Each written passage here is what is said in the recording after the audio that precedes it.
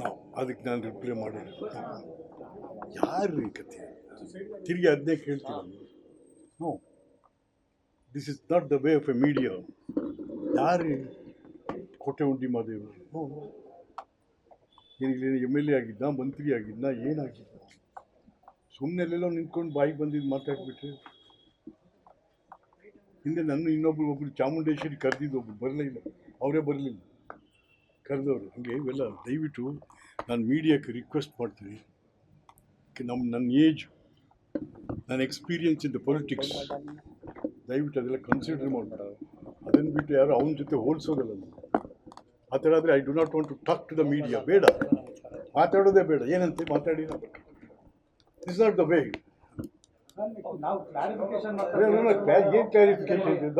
ಏನು ಕ್ಲಾರಿಫಿಕೇಶನ್ ಮಾಡ್ತೀರಿ? ಏನಾಗಿದೆ ಅಲ್ಲಿ ಕ್ಲಾರಿಫಿಕೇಶನ್ ಮಾಡಲಿಕ್ಕೆ? ನೀವು ಅಲ್ಲಿ ಸುಳ್ಳು ಹೇಳ್ದಲ್ಲ, ಸುಳ್ಳು ಯಾರಾದರೂ 55 ಲಕ್ಷ ಅಲ್ಲರಿ. ನನ್ನ ಜನ್ಮದಲ್ಲಿ ಯಾವಂತೂ ಸಾಲ ತಗೊಂಡು ನನ್ನನ್ನು ಇವತ್ತು ನೋಡ್ತಾ ಇದ್ರಿ ನೀವೆಲ್ಲ. 50 ವರ್ಷ ನೋಡ್ತಾ ಇದ್ರಿ. ನಮ್ಗೆ ಬೆಳೆಸಿರೋರೇ ಮೀಡಿಯಾ ಅಂತ ಎಷ್ಟು ಸರ್ತಿ ಹೇಳಿದ್ವಿ. ನೀವು ಬೆಳೆಸಿದವರೇ ಕೊಲ್ತೀರ ಈಗ ನಮ್ಮನ್ನು. ನಾವು ನೆವರ್ ಆಗಬಾರ್ದು ಅಂತ. ನಾವು ಯಾರು ಹೋಲಿ 55 ಲಕ್ಷ ಅನ್ನೆಲ್ಲ ಕೊಡಪ್ಪ, ಇಲ್ಲಿ ಏನಾದರೂ ಯಾರ್ಯಾರು ದುಡ್ಡು ಸುಮ್ಮನೆ ಕೊಟ್ಬಿಡ್ತಾರಾ? ಚೆಕ್ಕು ಬಾಂಡು ಏನಾದ್ರು ಕೇಳ್ತಾರೆ. ನೀವೇನು ಅದು ಕೇಳಲೇ ಇಲ್ಲ ಅವನ್ನ.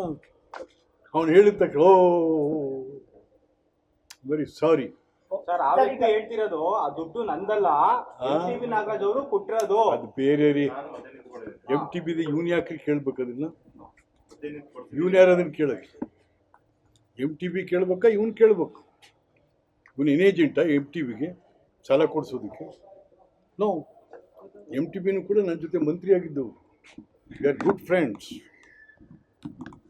ತಾಯಿ ಹೆಂಡತಿ ಬಗ್ಗೆ ಎಲ್ಲ ಕೆಟ್ಟದಾಗ ಮಾತಾಡ್ತಾರೆ. ತಾಯಿ ಹೆಂಡತಿ ಬಗ್ಗೆ ಎಲ್ಲ ಭಾಳ ಕೆಟ್ಟದಾಗ ಮಾತಾಡ್ತಾರೆ. Never never. ಯಾರಿದ್ರಂತೆ ನಾನು ಮಾತಾಡಿದಾಗ? ಎಲ್ಲರೂ ಮಾತಾಡ್ತಾರೆ ಅಂದರೆ ಸುಮ್ಮನೆ ಸುಳ್ಳೋವೆ ನಾನು. ಅದಕ್ಕೆ ಈ ಮಹಾದೇವನಂತ ಅವ್ರ ಬಗ್ಗೆ ಮಾತಾಡೋದು